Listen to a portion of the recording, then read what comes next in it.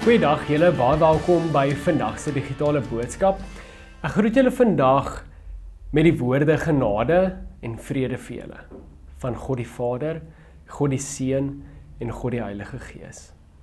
Ek dink sommer in die week aan hoe mooi dit is as Paulus die gemeente in sy briewe groet en hy verkondig eintlik iets hiermee. Hy sê ek praat nie vanuit myself nie, maar ek is 'n bedienaar van God se woord. En daarom is dit vir my vandag weer eens 'n baie groot voorreg om op hierdie manier saam met julle te wees.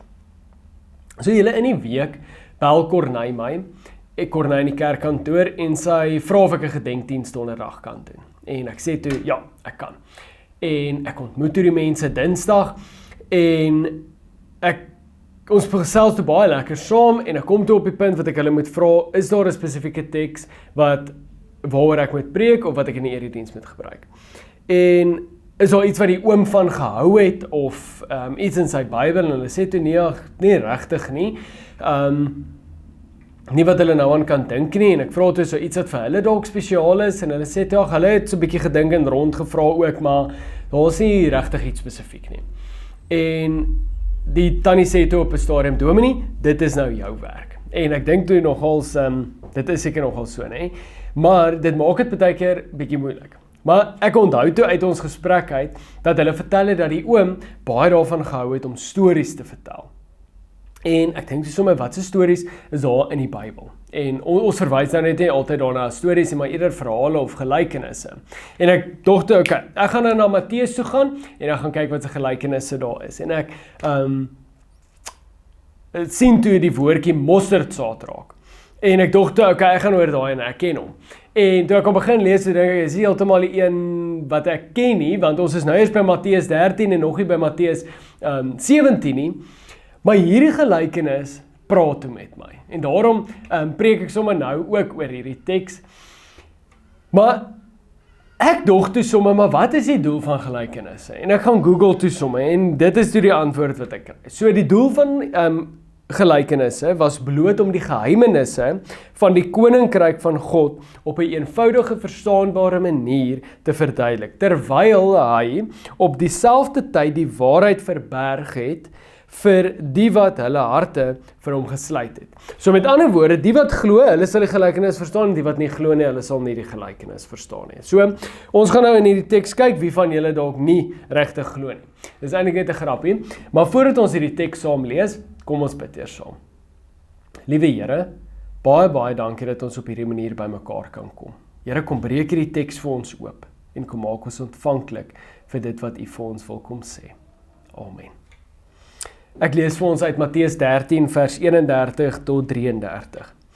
Hy het nog 'n gelykenis aan hulle voorgehou en gesê: Die koninkryk van die hemel is soos 'n mosterdsaadjie wat iemand gevat en in sy land geplant het. Dit is die kleinste van al die soorte saad. Maar as dit uitgegroei het, is dit groter as die tuinplante en word dit 'n boom, sodat die voëls in sy takke kan kom nes maak. Hy het hulle nog 'n gelykenis vertel. Die koninkryk van die hemel is so suurdeeg wat 'n vrou gevat en in 'n groot skottel meel ingewerk het, totdat dit heeltemal deursuur was. So, hierdie gelykenis was vir my nie heeltemal so eenvoudig nie. Ek moes hom eers 'n paar keer oor en oor lees, totdat ek iets besef het. En een van die eerste goeders wat ek toe besef het is, hierso is goed wat met mekaar vergelyk word. Die koninkryk van God is so suurdeeg, en die koninkryk van God is soos 'n mosterdsaadjie. So dis amper asof iets kleins met iets groot vergelyk word. Laasweek het ek iets genoem oor ons wat nie sien nie. En toe kom daar met die lees van hierdie gelykenis 'n ander teks by my op. 2 Korintiërs 4 vers 18 wat sê ons oog is nie gerig op die sigbare dinge nie, maar op die onsigbare dinge. Want die sigbare dinge is tydelik, maar die onsigbare ewig. En nou dog ek toe, maar dit kan nou seker nie al wees van hierdie gelykenis nie. Maar ek dink hierdie gelykenis probeer vir ons iets wys wat ons nog nie sien nie.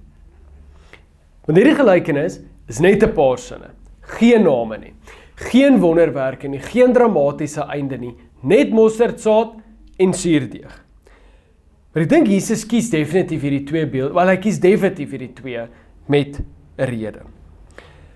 Maar baie keer dink ek, ons leesgelykenisse soos die 'n klein bietjie verkeerd. Want, soos ek ook laasweek gesê het, ons soek baie keer oplossings en instruksies. Ons soek 'n plan. Ons wil weet waarheen ons gaan.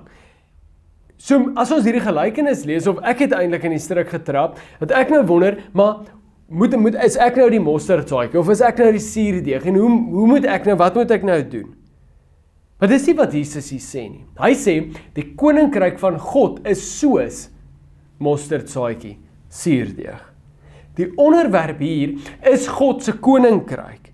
So die vraag wat ons onsself moet vra is, hoe lyk God wanneer hy koning is? Hoe lyk sy heerskappy? En Jesus sê, dit lyk soos mosterdsaad, dit lyk soos suurdeeg. Maar daar is die een ding wat vir my uitstaan, uit hierdie twee onderwerpe, of hierdie twee goedjies. Hulle het iets in gemeen. Nie een van hulle kan net stil staan nie. Hulle kan nie net 'n mosterdsaadjie of net suurdeeg bly nie. Hulle moet verander. En toe dink ek, maar die koninkryk van God moet verander. Die koninkryk van God is nie 'n museum nie. 'n Museum is 'n plek waar goed bewaar word. Waar ons sê, moenie daaraan raak nie, moenie dit skuif nie, moenie dit verander nie. Hou alles presies soos wat dit is. Maar ek dink die koninkryk van God werk heeltemal so nie. Die koninkryk is lewendig. Die koninkryk is altyd besig om deur te werk, soos suurdeeg, soos lewe, soos saad wat bars. En soms weerstaan ons veranderinge. Ons wil dit wat ons al reeds het, wil ons bewaar en dit veilig hou. Ons hou van tradisie. Ek hou ook van tradisie. Ek meen, ons is in die gereformeerde tradisie en ek hou daarvan. Dit laat my goed en veilig voel. Tradisie is so mooi. Dit gee ons identiteit. Dit herinner ons waar ons vandaan kom. Dis amper waar ons begin, maar dit is nie eintlik heeltemal waar ons moet eindig nie. Maar kom ek vertel vir julle 'n storie. Wat julle dalk al reeds ken. So, daar's 'n vrou.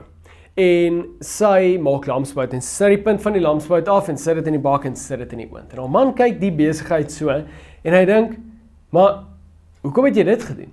En sy sê, sy weet en sy haar ma het dit altyd gedoen. Sy sê, maar bel jou ma en hoor. Bel haar ma en sê, ma, hoekom sny ma altyd die punt van die lamsbout af as ma dit maak? Sy sê, ek weet eintlik nie, ouma het dit altyd gedoen. Sy bel vir ouma. En hulle bel toe vir ouma en sê toe, hoekom sny ouma altyd die punt van die lamsbout af? Dis sê sy, hoekom gebruik julle nog steeds daai klein pan? En alhoewel dit nou net 'n grappie is, daar het ons 'n klein bietjie dink oor waarmee ons besig is. Hoekom doen ons sekere dinge? Nou in God se koninkryk is daar altyd orde. Maar daar is altyd nuwe ruimtes wat besig is om na vore gebring te word. Dit weier om stil te staan. Dink maar aan die disippels. Toe hulle op die berg van verheerliking kom, toe wou hulle hutte bou en sommer daar bly vir 'n paar dae. En Jesus sê vir hulle, nee, ons moet afstap, ons moet uitgaan. En die koninkryk van God, se grootste, die hartseerste ding oor die koninkryk van God, is nie net sonde nie. Maar dit is dalk verstarring. Die onvermoë om te verander. Suurdeeg wat nie meer werk nie. Saad wat nie ontkiem nie. Water wat nie meer vloei nie. 'n Kerk wat net probeer bly soos hy is. Dis nie dood nie, maar is ook nou nie juist wat ek dink Jesus met lewendig bedoel nie. En na die begrafnis, of eintlik nie na die begrafnis, ek het dit geweet, ek het net nou weer opnuut dit besef, maar dat die lewe is een groot paradoks. Ons probeer alles vasvang, en God is altyd besig om goed nuut te maak. As ons net 'n oomblik teruggaan na vers 32 toe, lees ons dat as hierdie plant groot word, is dit groter as die tuinplante, en word dit 'n boom, sodat die voëls in sy takke kan kom nes maak. Die boom word 'n plek waar ander kan kom rus, kom skuil, kom toevlug vind. Die koninkryk groei nie net sodat dit kan groter word nie, maar die koninkryk groei sodat ander daarin kan lewe. Dis wat God nog altyd doen, toevlug gee, familie en vriend wees. Ons tradisie, of iets wat ons probeer vasvang, kan nooit so belangrik wees, dat ons nie plek maak vir 'n ander kind van 'n ander tradisie, of iets soos dit nie. Waar God se koninkryk deurbreek, begin mense iets van daardie toevlug beleef. En om dit beter te verstaan, word die gelykenis van die suurdeeg ook vertel. Die boodskap vertel dit eintlik bietjie mooier. God se wêreld werk net so.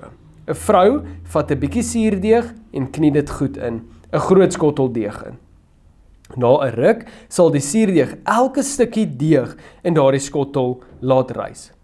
So stukkie vir stukkie word die suurdeeg in gewone deeg of in meel ingemeng, totdat daar geen meer gewone deeg is nie, maar slegs suurdeeg sal wees.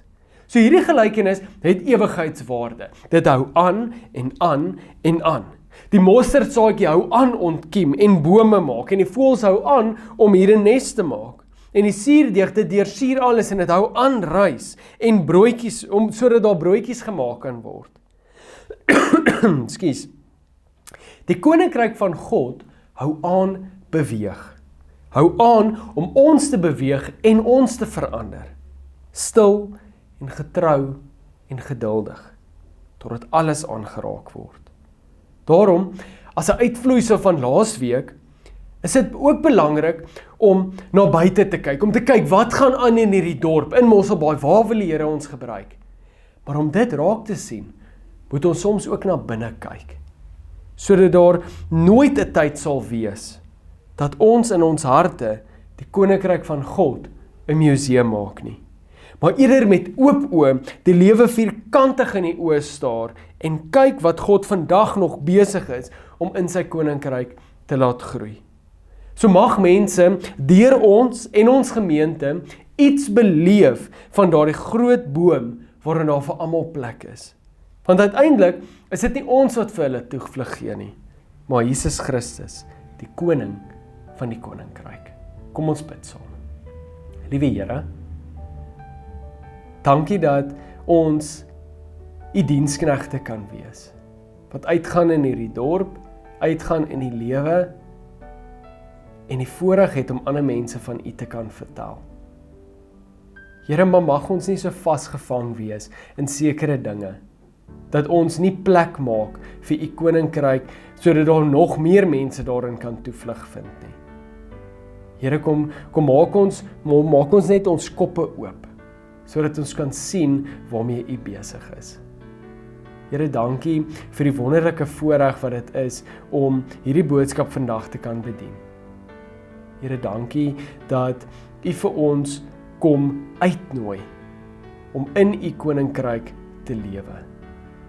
Here, kom help ons met alles waar ons twyfel en alles waarmee ons sukkel. Kom gee vir ons vrede, liewe Here. Ons bid dit alles in die groot en heilige naam. Amen. Mag die liefde van die Here Jesus Christus, die genade van God ons Vader en die gemeenskap van die Heilige Gees by een en elkeen van julle wees.